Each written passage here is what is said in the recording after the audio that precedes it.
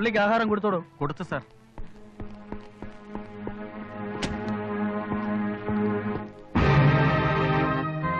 അദ്ദേഹത്തിന്റെ കീഴിൽ മോഷണം പഠിക്കുന്ന 2 വത്സല ശിഷ്യന്മാരുണ്ടായിരുന്നു. അതിൽ ഒരാളാണ് തൊരപ്പൻ തോമ. 10ാം ക്ലാസ്സിൽ കോപ്പി അടിച്ചതിന് പുറത്താക്കിയതിനാൽ വിദ്യാഭ്യാസം നിന്നുപോയ ആളാണ് ഈ മാന്യൻ.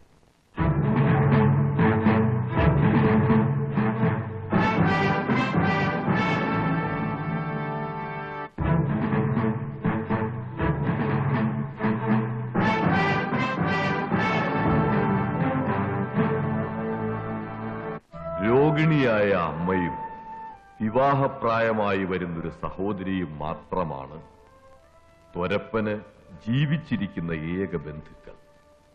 കൊച്ചുണ്ണിയുടെ മറ്റൊരു ശിഷ്യൻ പാതിരാ തങ്കപ്പൻ. പേര് സൂചിപ്പിക്കുന്നത് പോലെ തന്നെ പാതിരാത്രിയിൽ മാത്രമേ തങ്കപ്പൻ തന്റെ ജോലി ആരംഭിക്കാറുള്ളൂ. സഹമോഷ്ടാക്കളല്ലാതെ തങ്കപ്പന് സ്വന്തമായി ഈ ഭൂമി മലയാളത്തിൽ ആരുമില്ല.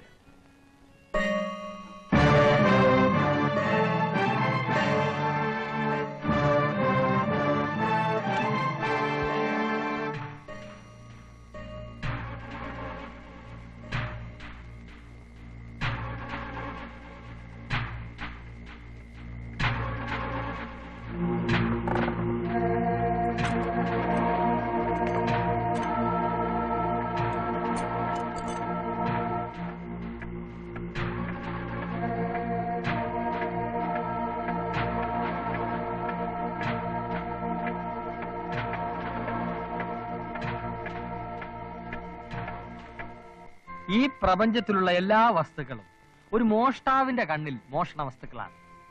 അടിസ്ഥാനപരമായി എല്ലാ മോഷ്ടാക്കളും സൗന്ദര്യ ആരാധകരാണ്. കവർന്നെടുക്കാനുള്ള ആസക്തി നമ്മളിൽ ഉണ്ടാകുന്നത് അതുകൊണ്ടാണ്.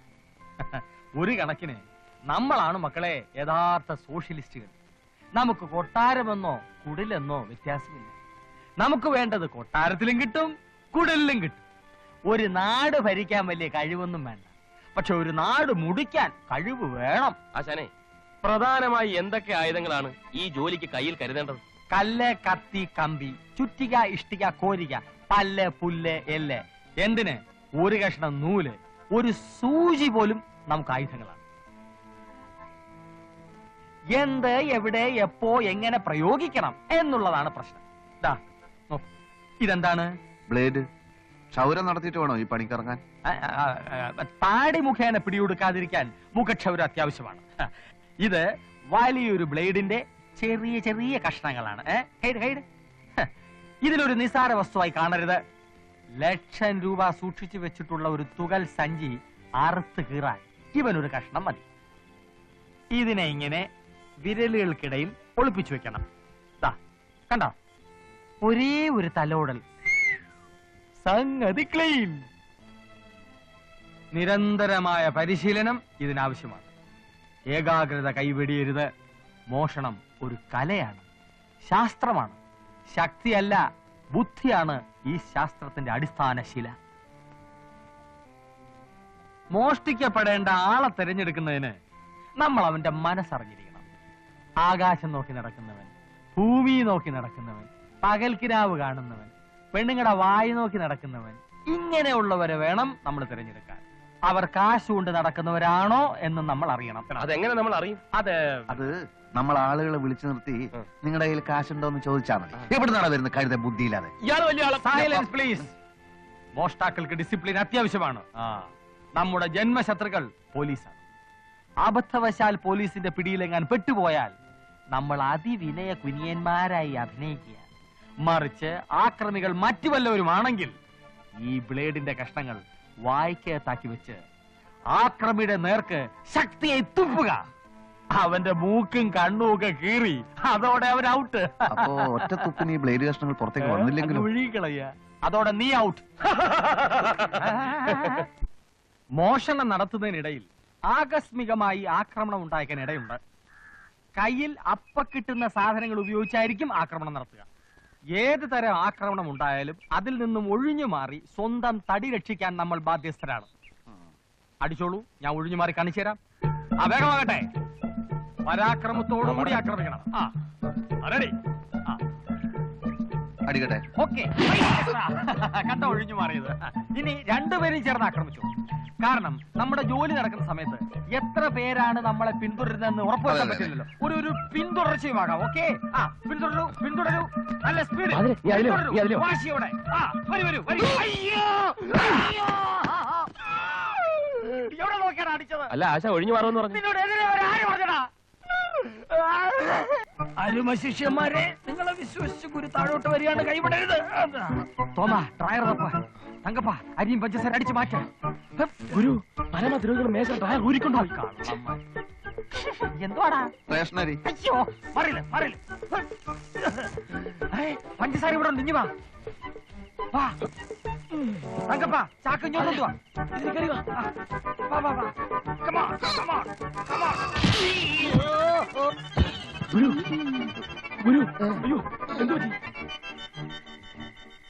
സ്റ്റോക്ക് തീർന്നു. ഇതും കഴിച്ച് വേഗം അങ്ങ് സ്ഥലം വിട്ടോ. സൂര്യൻ ഉദിക്കാറായി. ഉദിക്കട്ടെ. ഇന്നിവിടെ സൂര്യൻ അസ്തമിക്കാത്ത ബ്രിട്ടീഷ് സാമ്രാജ്യമാകും ഞങ്ങള്. ഇന്ന് ഞങ്ങൾ ഒരുപാട് അധ്വാനിച്ച ദിവസമാ. കൊച്ചേട്ടൻ കിടന്നോ? ഞങ്ങൾ ഇതെല്ലാം ഭംഗിയായിട്ട് കഴിച്ച് കാശ് ഇവിടെ വെച്ചിട്ട് വാതിലിയാരിപ്പൊക്കൊള്ളാം. ഫസ്റ്റ് പുള്ളികള് വിശ്വസിച്ചേൽപ്പിക്കാം. എന്റെ കരളേ, എന്നെ വിളിച്ചോ? നിങ്ങളെ അല്ല, ഇവൻ എന്നോട് വലിയ സ്നേഹമാ. കരളേന്ന് വിളിച്ചത് എന്നെയാ. ഓ, എന്താടാ തോമ? നീ ഇല്ലാത്ത ജീവിതത്തെ കുറിച്ച് എനിക്ക് ചിന്തിക്കാൻ പോലും വയ്യ. നീ ചിന്തിക്കുകയേ വേണ്ട.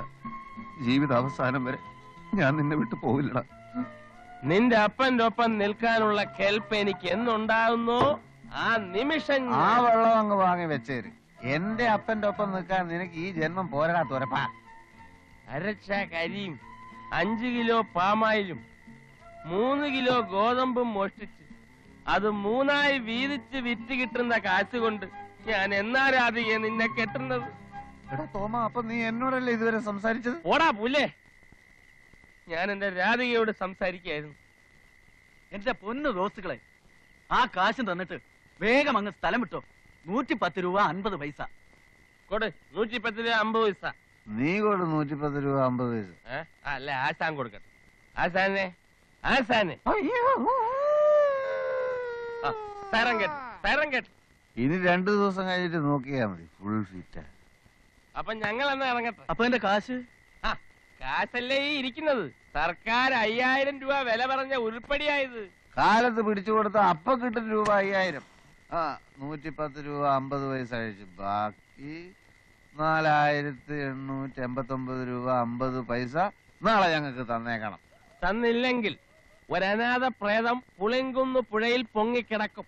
അതിനിടയാക്കരുതേ കൊച്ചേട്ടാ. Good night. എന്റെ കർത്താവേ.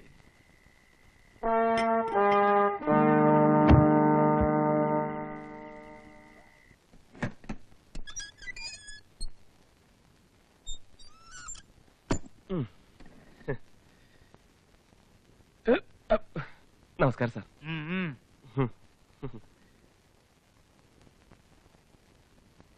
മിസ്റ്റർ തുരപ്പൻ,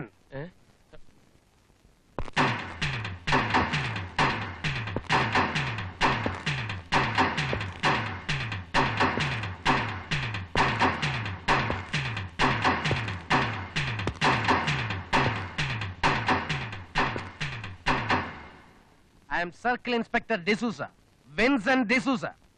ഗുഡ് മോർണിംഗ്. അതിന്റെ ആവശ്യമില്ല. നിന്റെ ഗുഡ് മോർണിംഗ് വാങ്ങാനല്ല ഞാൻ വന്നത്. ഞാൻ ആരാണെന്നറിയാം? സാറ് പറഞ്ഞല്ലോ, വിൻസെന്റ് ഡിസൂസ. ഡിസൂസ സാർ. അതല്ല എന്റെ ജോലി. Circle inspector. സോ അതല്ല. പിന്നെന്താണ് സാർ?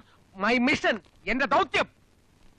ഈയിടെയായി പരോളിൽ പോകുന്ന പ്രതികളിൽ 50% മടങ്ങി വരാറില്ല.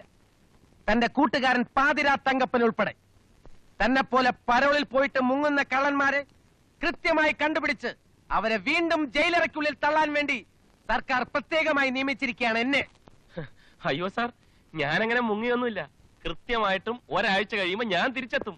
ആ കാര്യത്തിൽ എനിക്ക് തീരെ വിശ്വാസമില്ല. നിന്നെ കണ്ടാൽ അറിയാം. പക്ഷെ വന്നില്ലെങ്കിൽ ഞാൻ നിന്നെ വരുത്തും. Okay, see you.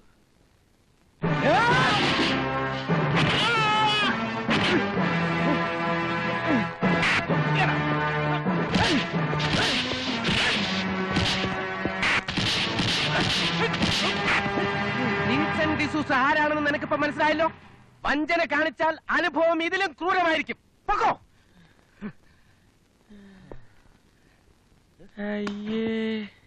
താൻ എന്തിനാണോ അവനെ വെറുതെ വാരിയിട്ട് അലക്കിയത്? അയാൾ തെറ്റൊന്നും ചെയ്തില്ലല്ലോ. തെറ്റ് ചെയ്ത് കഴിഞ്ഞ് ശിക്ഷിച്ചിട്ട് എന്ത് കാര്യം? അല്ലെങ്കിൽ തന്നെ ശിക്ഷിക്കാൻ അവന്മാരെയൊക്കെ കൈ കിട്ടണ്ടേ? ഞാൻ അഡ്വാൻസ് ആയിട്ട് ഒരെണ്ണം കൊടുത്തു എന്ന് മാത്രം. ഈ ശിക്ഷയുടെ വേദന ഓർത്താൽ പിന്നെ അവനിനി തെറ്റ് ചെയ്യാൻ തോന്നുകയില്ല. അതാണ് എന്റെ രീതി. Prevention is better than cure. നന്ദേട്ടാ, കോളേജിൽ പഠിച്ചോണ്ടിരുന്നപ്പോ എന്നെ ലാത്തി ചാർജ് ചെയ്ത ഒരു പോലീസ് ഇൻസ്പെക്ടറോടുള്ള പ്രതികാരം എന്ന നിലയ്ക്കാണ് ഞാൻ ഒരു പോലീസ് ഓഫീസർ ആയത്. അതുകൊണ്ട് സർവീസിൽ ഇരിക്കുന്നിടത്തോളം കാലം എനിക്ക് ആരെങ്കിലും ഒക്കെ ഇങ്ങനെ ഇടിച്ചുകൊണ്ടേ സോറി